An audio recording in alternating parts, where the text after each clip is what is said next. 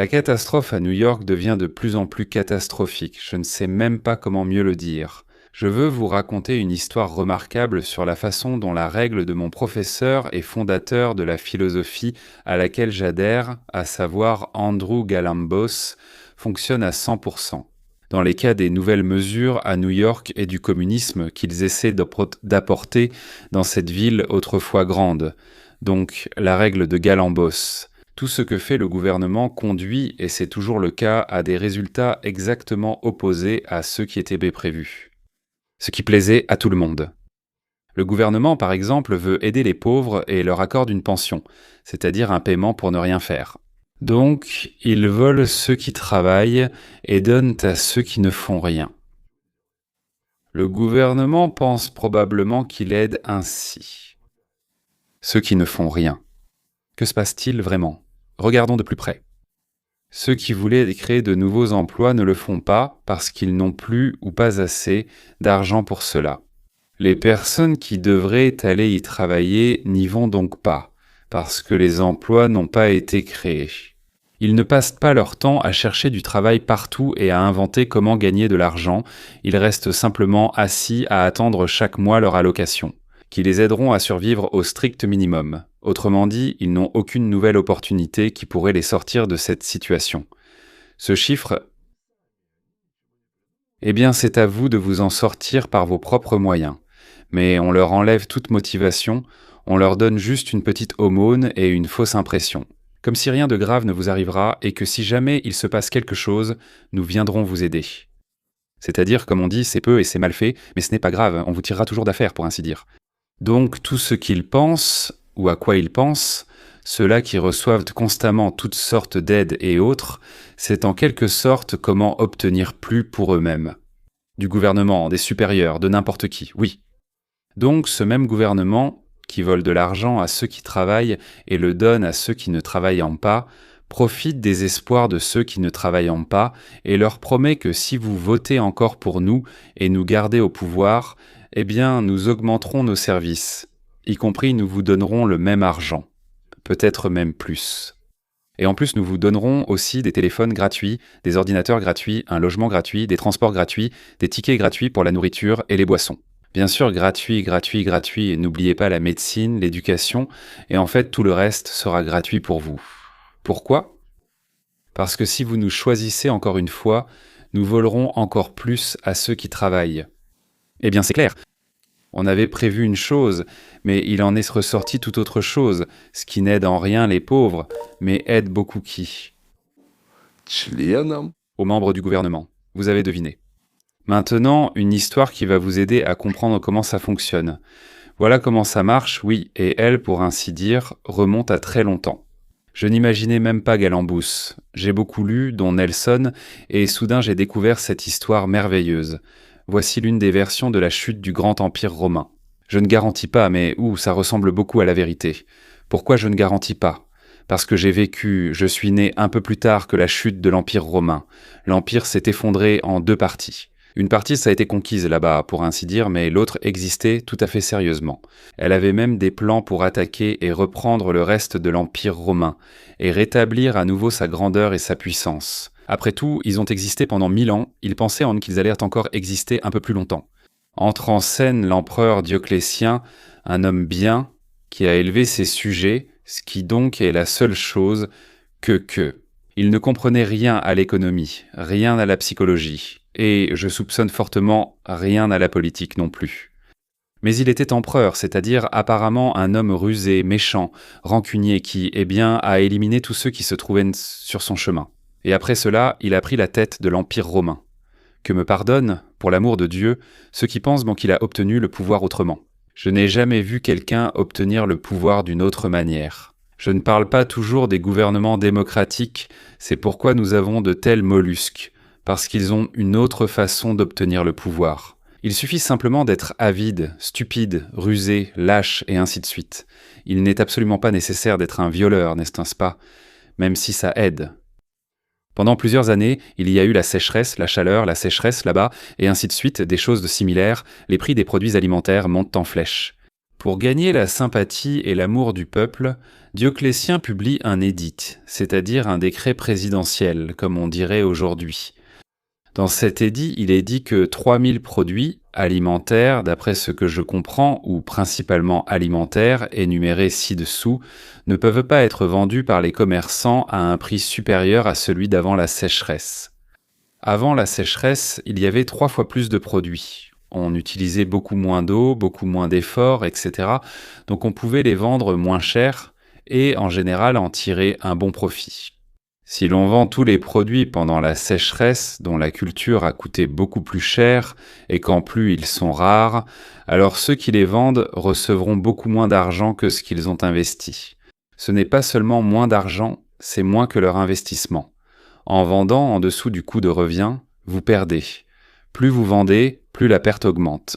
Si vous vendez peu, vous perdez un peu. Si vous vendez beaucoup, vous perdez beaucoup. Et maintenant, comme tout le monde comprenait qu'ils allaient commencer à tricher et à vendre discrètement.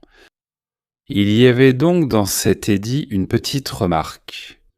Alors comment allons-nous punir ceux qui essaient de vendre des produits à un prix inférieur à celui que nous avons fixé ? Hein ? Oui. Très simple. À cette époque, c'était facile. On coupait la tête.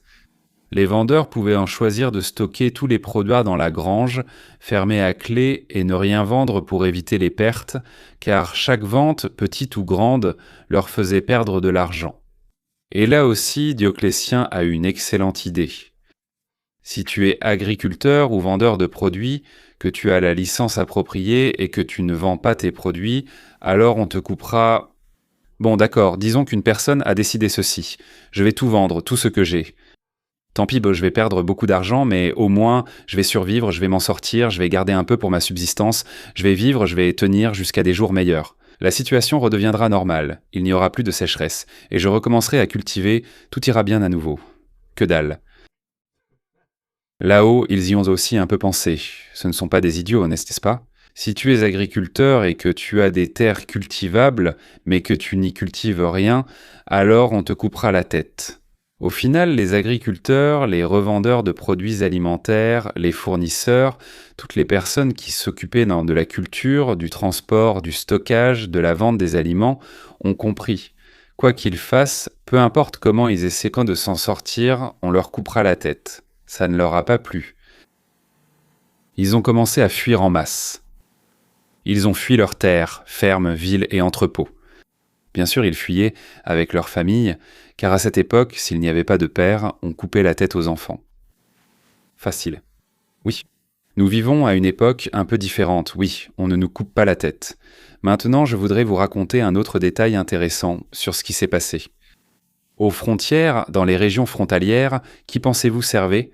C'étaient les fils de ces mêmes personnes qui servaient dans. Nous fuyions. Ils l'ont dit à leurs fils.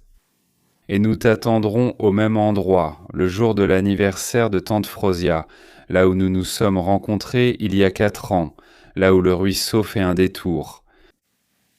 Sous le grand arbre, blague à part, la désertion massive a commencé dans les légions. Et l'année suivante, l'Empire n'a même pas produit la moitié de ce qu'il cultivait chaque année. En plus de cela, un nombre incroyable de défenseurs des frontières ont fui, déserté leur région. Les légions. Des légions, pas des régions. Je tiens à vous dire tout de suite que l'Empire ne s'est pas effondré immédiatement. Les empires ne s'effondrent jamais rapidement. Ils l'ont compris des années avant que les barbares ne commencent. Intéressant, non ? Attaquer les légions, pénétrer, piller, tuer, repartir avec le butin, puis avancer toujours plus loin. Année après année, la production et l'argent pour les légionnaires diminuent. Année après année, moins de légionnaires, et l'Empire romain s'est effondré. Il est temps pour nous, messieurs, de passer à notre histoire, où il ne s'agit plus de l'empereur Dioclétien, mais d'un maire de ville qui possède exactement les mêmes connaissances en économie, en psychologie et dans tous les autres domaines, tout comme l'empereur qui a vécu il y a des milliers d'années.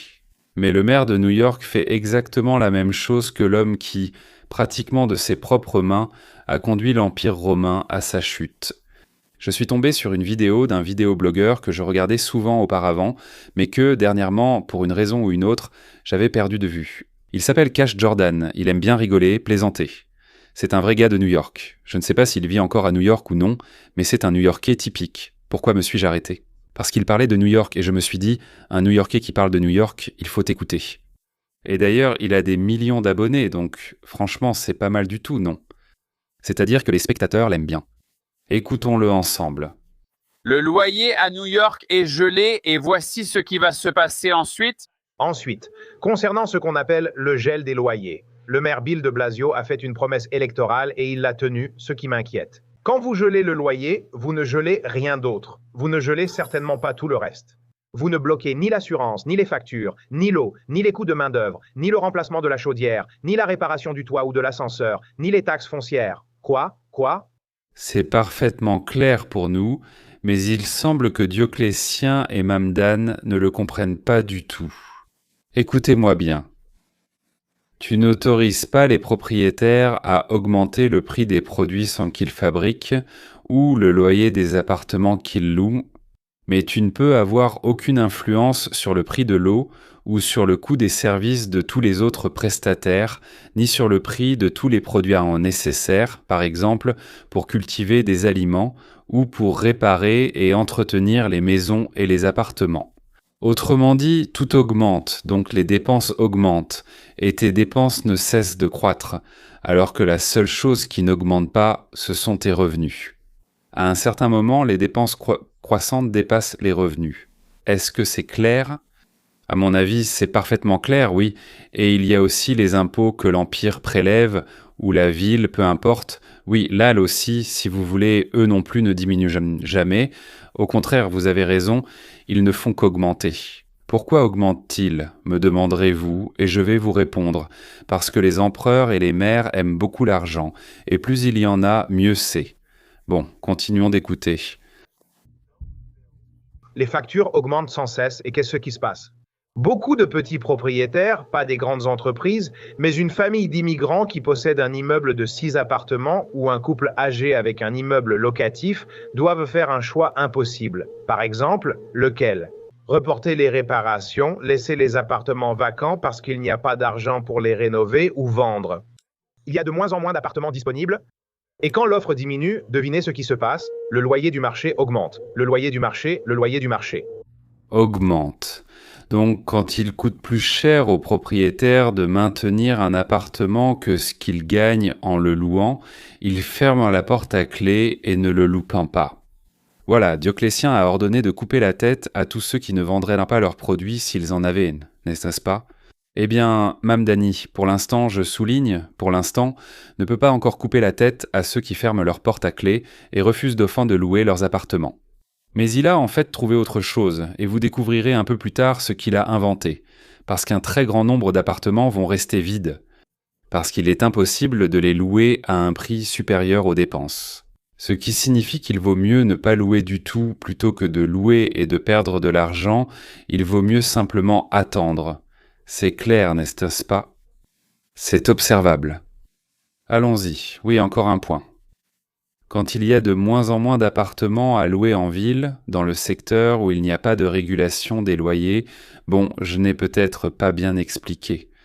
La partie, disons, destinée aux plus pauvres, tout cela est régulé, mais la partie pour les plus, disons, riches ou simplement ceux qui ont de l'argent n'est pas régulée.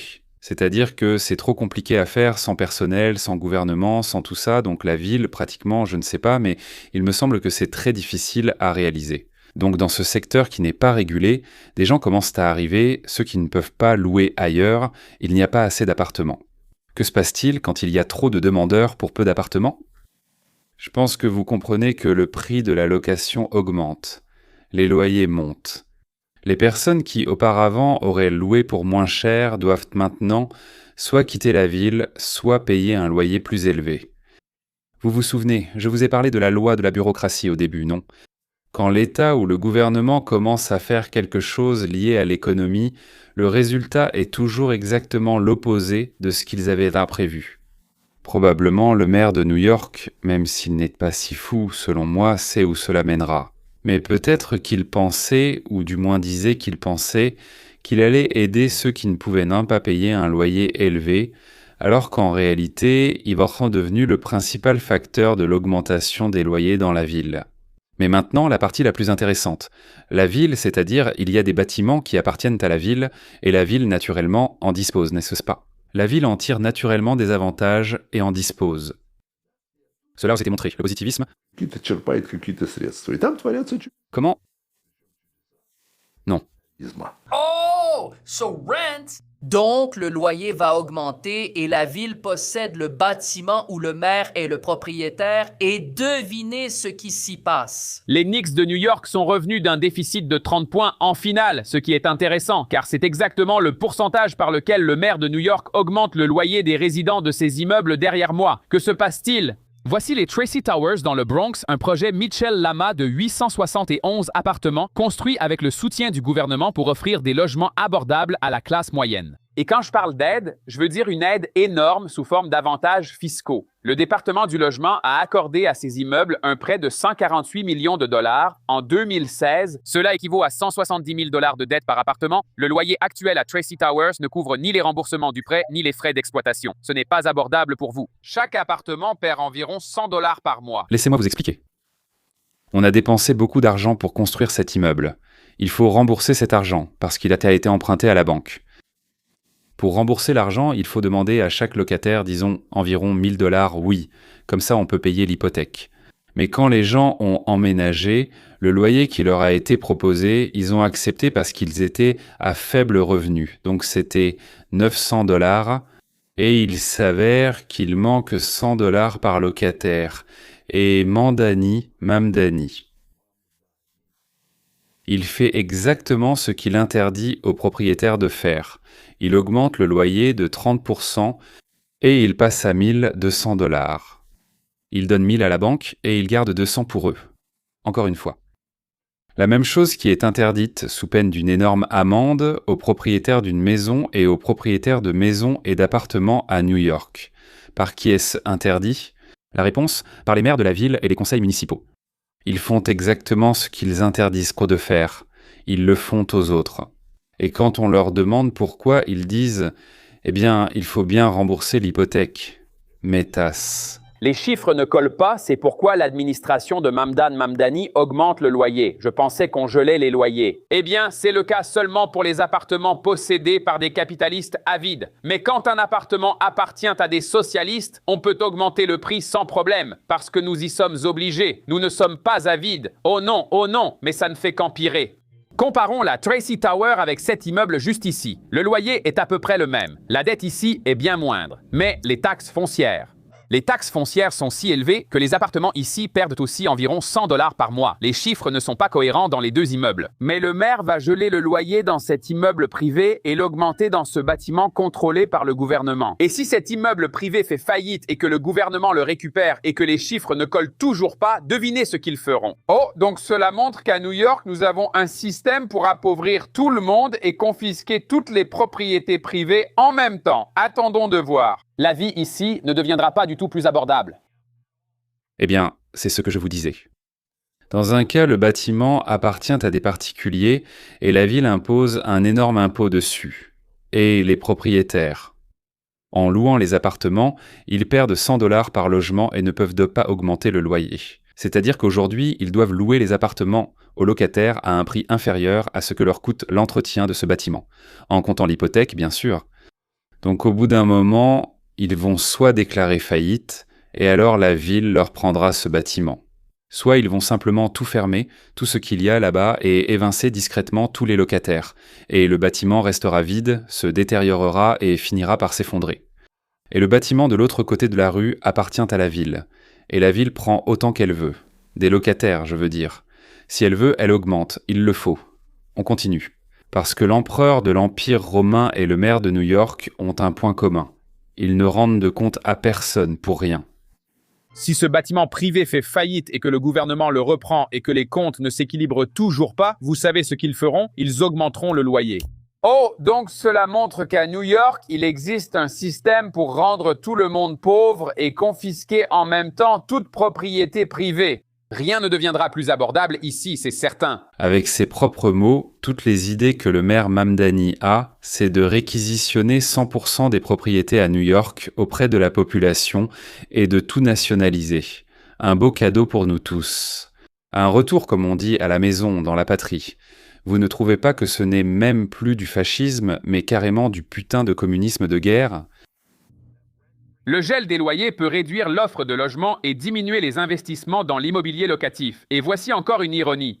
Près d'un tiers des appartements à loyer réglementé sont occupés par des familles ayant un revenu de plus de 100 000 $ par an. Donc cela n'aide pas vraiment les familles dans le besoin. C'est un avantage lié à l'appartement et non à la personne. Et cela signifie que tout ce système de gel des loyers a en fait acheté 2 millions de voix pour le maire de New York et les socialistes qui peuvent maintenant faire tout ce qu'ils veulent. Il est assez difficile de voter contre un politicien qui te paie pour que tu restes dans ta propre maison, n'est-ce pas? Il s'avère qu'on a expliqué aux gens que s'ils votaient pour le maire Hamdani, ils auraient la possibilité de payer beaucoup moins pour leurs appartements en location, aux frais des propriétaires. Et le prix ne changera pas du tout, quoi qu'il arrive avec l'inflation. Et comme les propriétaires ne pourront pas tenir longtemps, naturellement la ville réquisitionnera ces maisons et les louera aux locataires à des prix encore plus bas. En échange de quoi? En échange de leur vote. Pour les bonnes personnes, tu votes pour moi et en échange je te donne des milliers de dollars en cadeau pris aux propriétaires, aux capitalistes. Voilà une belle invention. Même Dioclétien n'aurait pas pu imaginer une chose pareille. Et on se demandait quels idiots pouvaient voter pour cet Hamdani. Mais en fait, ce ne sont pas des idiots, ce sont au contraire des créatures très intelligentes et ignobles, mais pas des créatures ignobles stupides. Écoutons ce que dit l'empereur lui-même. L'empereur, son mur. Nous augmentons les impôts des plus riches de New York au lieu de prendre le dernier sou à ceux qui n'ont rien.